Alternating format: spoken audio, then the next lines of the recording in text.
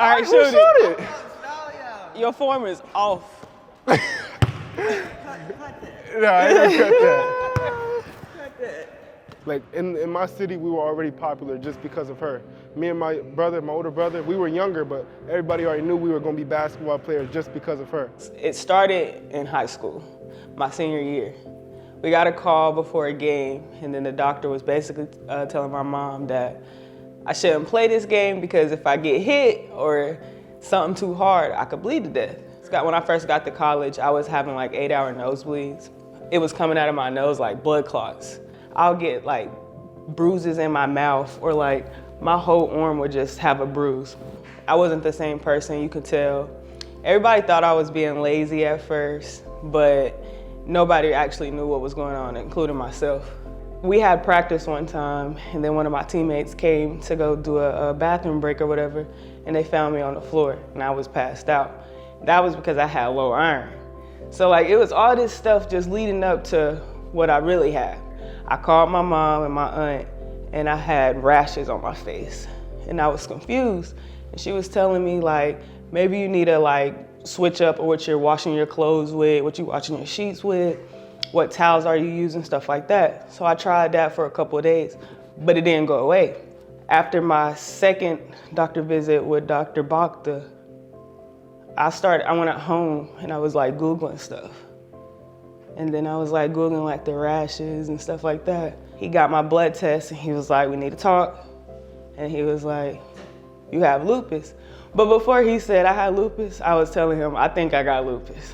I probably in eighth grade.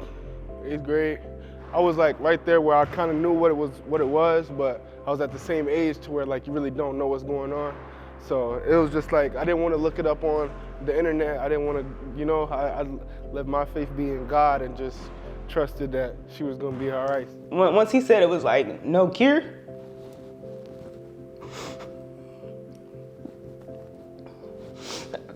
I think that's what really scared me.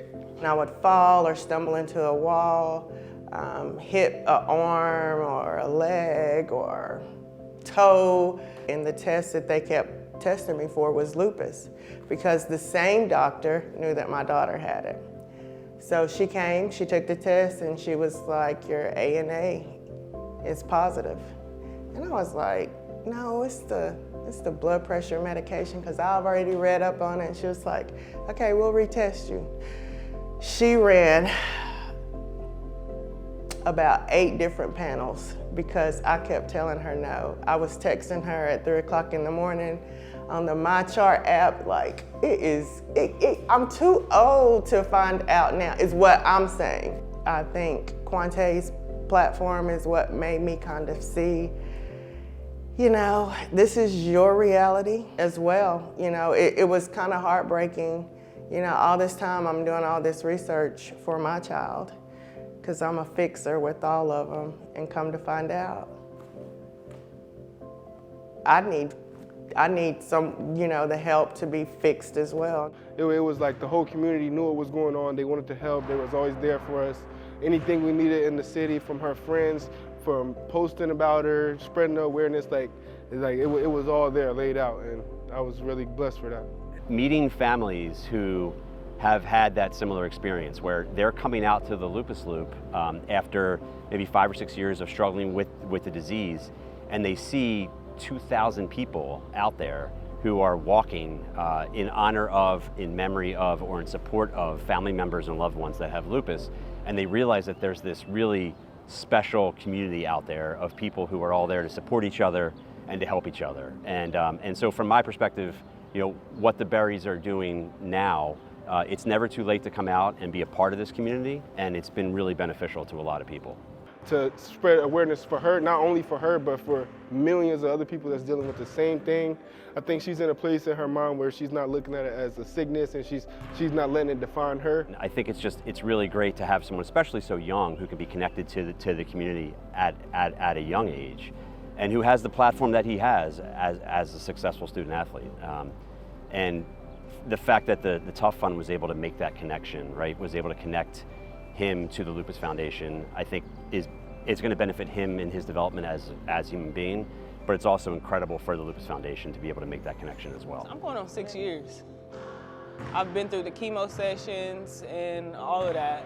So from this outlook now, I feel like I'm more positive, and I feel like I can help others, and I talk about it more. I might not tell my story, but I speak up because I know I have lupus. I make it known that I have lupus. Like it's nothing that I'm ashamed of anymore. It's just something that I'm living with. I feel like basketball is my drug, and it makes me feel good when I'm in a gym or watching my brothers play basketball or seeing my friends on TV play basketball. It's like my drug.